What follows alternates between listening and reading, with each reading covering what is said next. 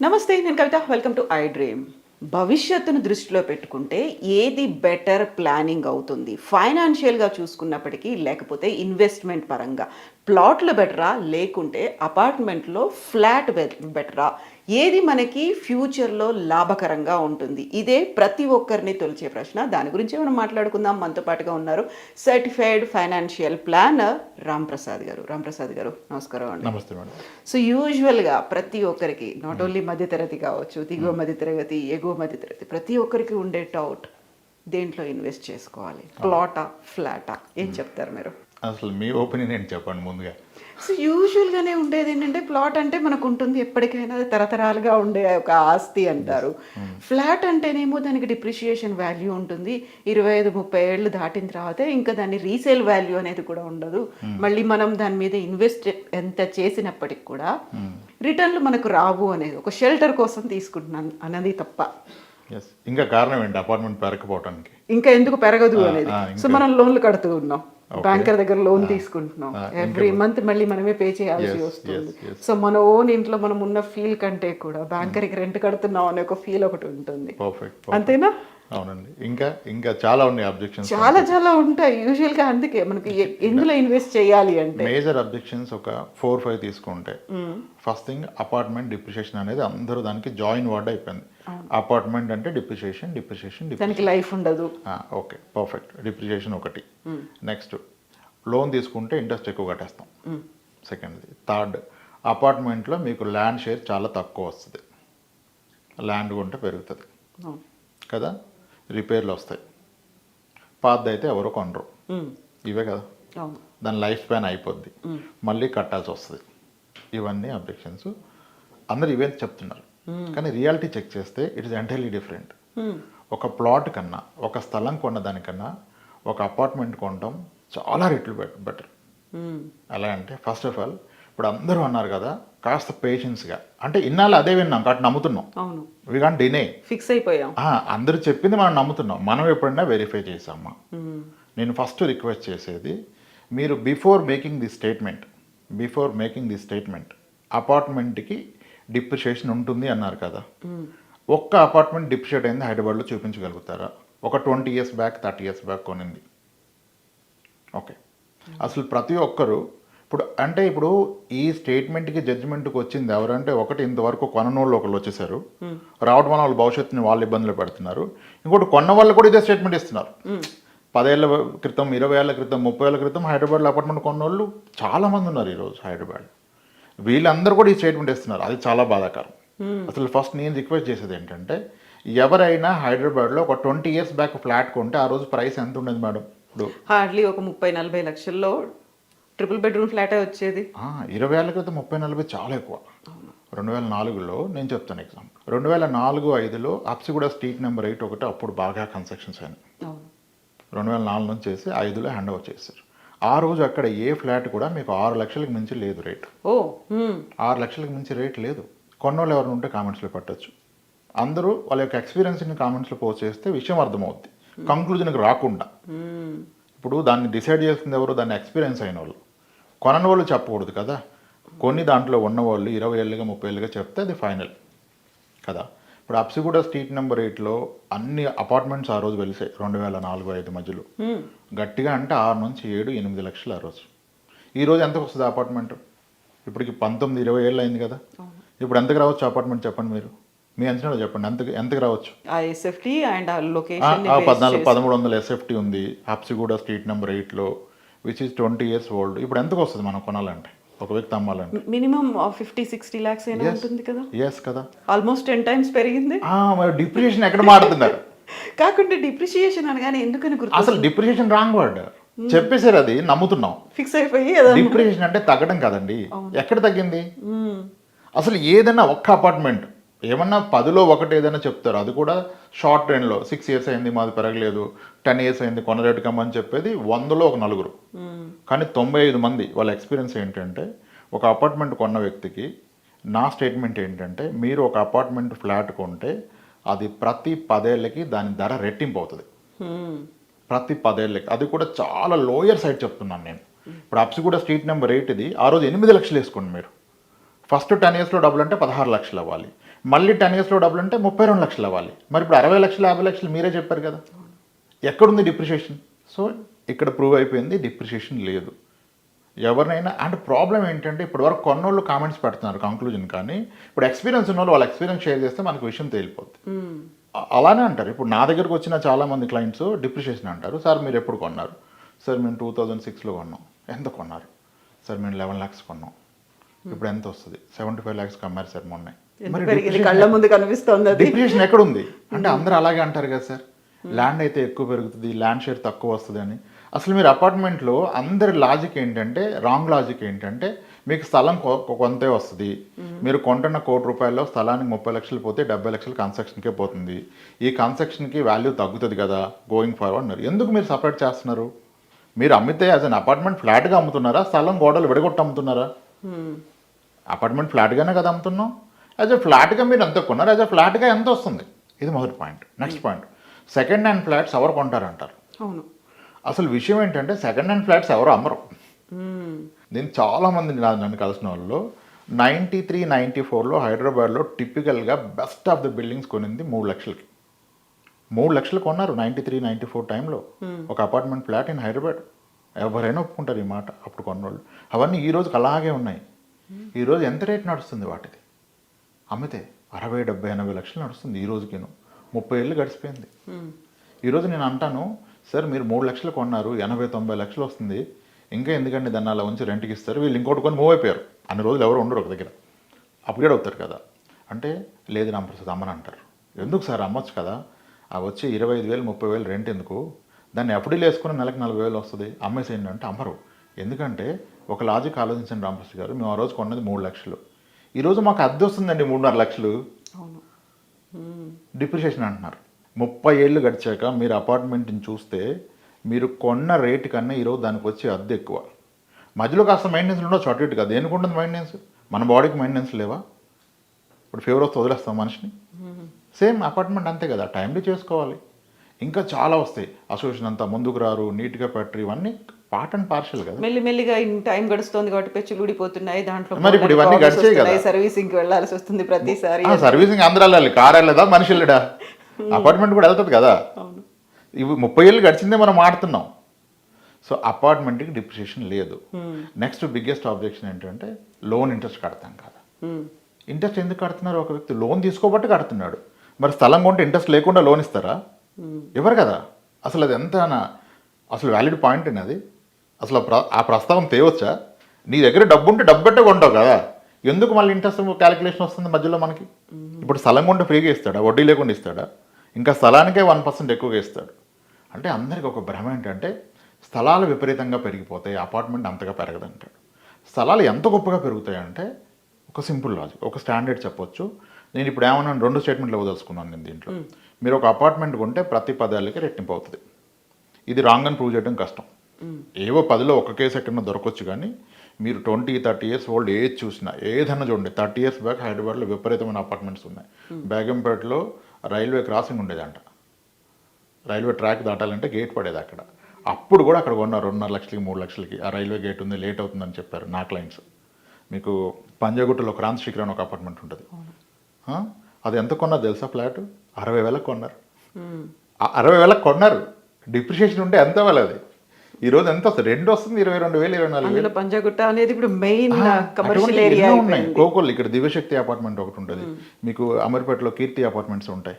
ఎన్ని జనప్రియాలు ఉన్నాయి మనకి 30 ఇయర్స్ గడిచినవి. ఇవన్నీ ఒకప్పుడు ₹1,00,000, ₹1,50,000 కొన్నవే. మరి డిప్రిషియేషన్ అంటే అవన్నీ ₹1,00,000 లోపు ఉండాలి కదా. ఇప్పుడు అంటారు ఆ ఇన్ఫ్లేషన్ ఒకటి ఉంది కదా, పెరిగినా అప్పుడున్న 1,00,000 ఇప్పుడున్న 60 లక్షలు ఒకటే కదా అంటారు. మరి అది అన్నిటికీ అప్లికేబుల్ కదా. మీ స్థలం పెరిగినా అంతే కదా, పొలం పెరిగినా అంతే కదా, బంగారం పెరిగినా అంతే కదా. అంటే ఎందుకో ఒక పార్షియాలిటీ. అపార్ట్మెంట్ అంటే దాన్ని సప్రెస్ చేసేయడం తెలుసుకున్నారు అందరూ. అంటే మెల్లిమెల్లిగా కట్టడాలకి కన్స్ట్రక్షన్కి లైఫ్ వాల్యూ తగ్గిపోతుంది అనే ఫీలా? ఎందుకు అలా తగ్గిపోతుందంటే రేట్ పెరిగింది కదా, ఇంకెక్కడిది? ఆ లాజిక్కే తప్పు. ఎస్, కమింగ్ బ్యాక్, స్థలం కొంటే ఏమవుతుంది? నేను ఒక స్టేట్మెంట్ ఇవ్వదలుచుకుందంటే, ఒక స్థలం కొని అన్నీ కలిసి వస్తాయి. మీరు ఒక వెంచర్లో కొన్నా, సిటీ మధ్యలో కొన్నా, ఒక స్థలం అనేది ప్రతి 6 ఏళ్ళకి రెట్టింపు అవుతుంది. 6 ఏళ్ళకి రెట్టింపు అయితే అందరూ హ్యాపీనే.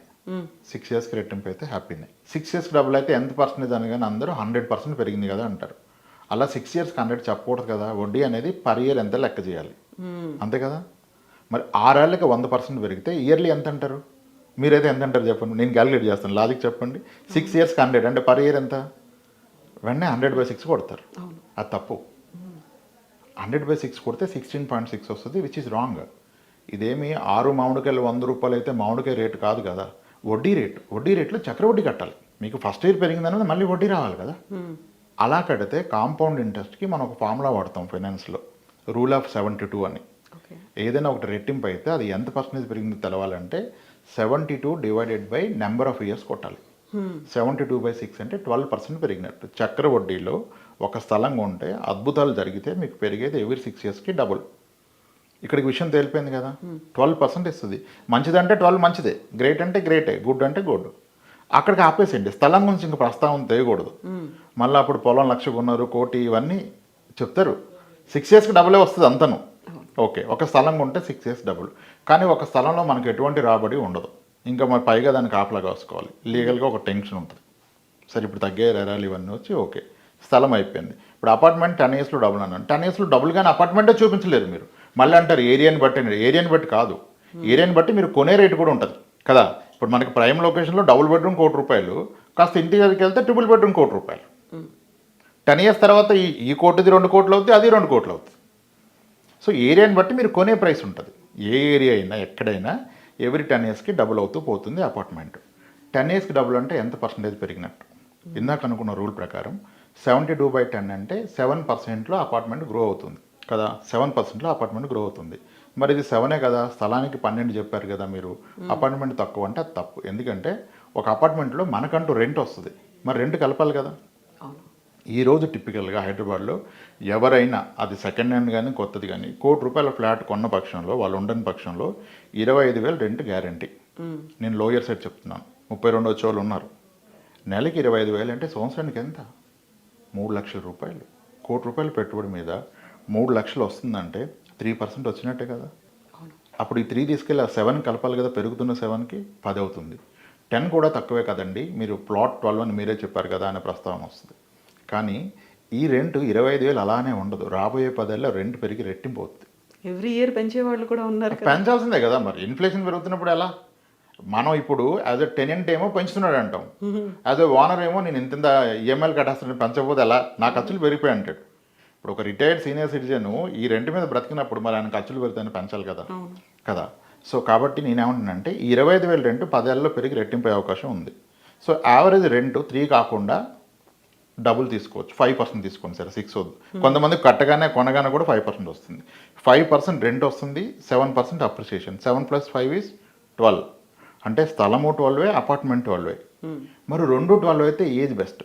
డెఫినెట్గా అపార్ట్మెంట్ బెస్ట్. ఎందుకంటే ఇప్పుడు ఒక వ్యక్తి ₹1,00,00,000 పెట్టి ఒక ప్లాట్ కొన్నారండి, ఇంకో వ్యక్తి ₹1,00,00,000 పెట్టి అపార్ట్మెంట్ కొన్నాడు. వీళ్ళిద్దరు ఇన్వెస్ట్మెంట్ కొరకు కొన్నారు.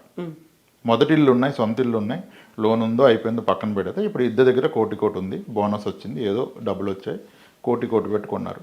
₹1,00,00,000 స్థలం కొన్న వ్యక్తికి ఏమొస్తుంది? ఏమీ రాదు. ఏదైనా లీగల్ ఇష్యూ వస్తే హార్ట్ అటాక్ వస్తుంది, బీపీ వస్తుంది, అంతే, ఇంకేం రాదు. అపార్ట్మెంట్లో లీగల్ ఇష్యూ వచ్చే అవకాశం చాలా తక్కువ, అసలు రాదు. ఇప్పుడు ఏదో కొంతగా నడుస్తుంది కానీ అది వదిలేస్తే లేదు కదా. ₹1,00,00,000 అపార్ట్మెంట్ కొన్న పక్షంలో మీకు నెలకి 25,000 వస్తుందిగా. ఒక పిల్లోడు ఫీజు కట్టచ్చు కదండి. 3,00,000 అద్భుతమైన స్కూల్లో సీట్ వస్తుంది కదా. అండ్ ఈ స్కూల్ ఫీజు పెరుగుతుంది, అలానే అపార్ట్మెంట్ రెంట్ పెరుగుతుంది. అంటే మీ పిల్లోడిని +2 వరకు చదివిస్తుంది ఒక అపార్ట్మెంట్. ₹1,00,00,000 పెట్టుకొని ఆ అద్దెని కనుక మీ అబ్బాయి చదువుకో పాప చదువుకో అటాచ్ చేస్తే చదివిస్తుంది.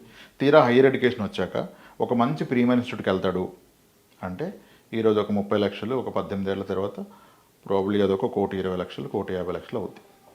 అప్పటికల్లా మీ అపార్ట్మెంట్ కూడా అంతకంటే చాలా ఎక్కువ అయిపోద్ది కదా, 2 కోట్లు అయిపోద్ది కదా. 10 ఇయర్స్కి డబుల్ అనుకున్నాం కదా. ఇప్పుడు ₹1,00,00,000 కొంటే 10 ఇయర్స్కి 2 కోట్లు, 20 ఇయర్స్కి 4 కోట్లు. ఇప్పుడు నమ్మరు, అంత అవ్వదు, ఇంకా పీక్ అంటారు. ప్రతిసారి ఇలానే అనుకున్నారు. 93లో 3 లక్షలు కొన్న వ్యక్తి ₹1,00,00,000 వద్దనుకున్నాడా? 50 లక్షలు ఊహించాడా? ఎవరు ఊహించలేదు కదా. సో ఇది పెరుగుతుంది.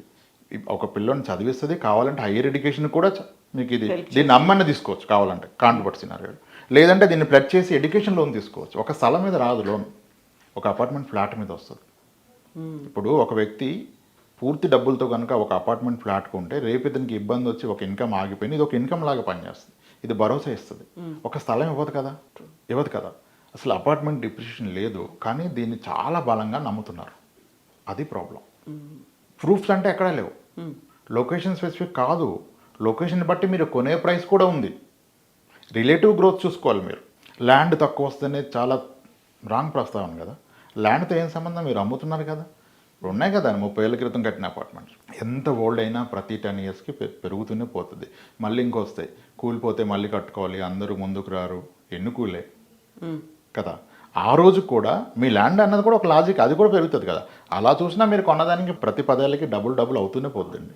అసలు అపార్ట్మెంట్ డిప్రిషియేషన్ లేదండి. దీన్ని గట్టిగా ఎక్కించేస్తారు, అందరు నమ్మేస్తున్నారు. ఒక అపార్ట్మెంట్ కొన్నోడే చాలా ధైర్యంగా కాన్ఫిడెంట్గా జీవితాన్ని కొనసాగించగలుగుతాడు.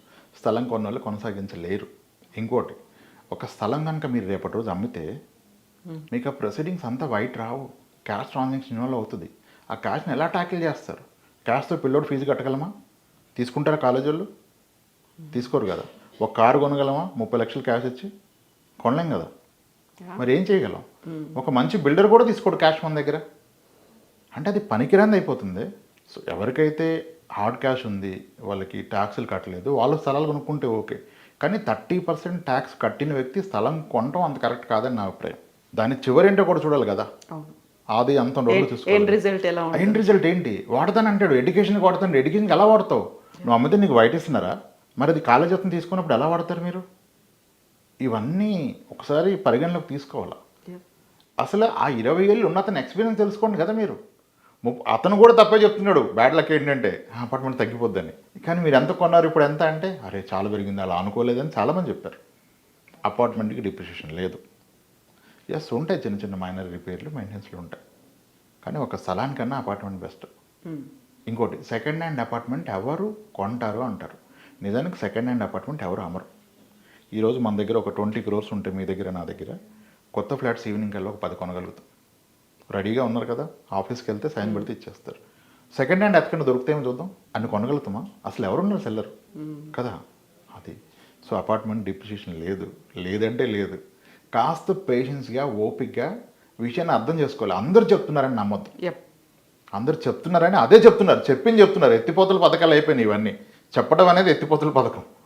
ఇటు పోచింది తీసి అటు పోస్తున్నారు, అదే యాస్టేజ్గా. కాస్త టైం చేస్తే అర్థమవుద్ది. అపార్ట్మెంట్ డిప్రిషియేషన్ లేదు. మీరు కనుక పెట్టుబడి పరంగా మీకు బాధ్యతలు ఉండి ఒక ఇన్కమ్ కావాలంటే అపార్ట్మెంటే ఇస్తుంది కదా ఇన్కమ్. స్థలం ఇన్కమ్ అవ్వదు. ఎంత పెరిగినా అమ్మిందాక నీకు 10 రూపాయలు లేదు దాంట్లో. అంత పెద్ద మొత్తం ఎందుకు బ్లాక్ చేస్తారు? ఇంకా లోన్ ప్రస్తావనే తప్పు కదా. అది కొన్నా లోన్లో కొంటే వడ్డీ కట్టాల్సింది, ఇది కొన్నా కట్టాల్సిందే. సో అపార్ట్మెంట్ కొనుక్కోవటం మొత్తం అండి. సో గట్టిగా గుర్తుపెట్టుకోవాల్సినటువంటి అంశం ఇది. ఆలోచించి నమ్మొద్దు, క్రాస్ చెక్ చేయండి. 20 ఏళ్ల క్రితం 30 ఏళ్ల క్రితం కోకోలలో అపార్ట్మెంట్స్ ఉన్నాయి హైదరాబాద్లో. ఎక్కడైనా సరే.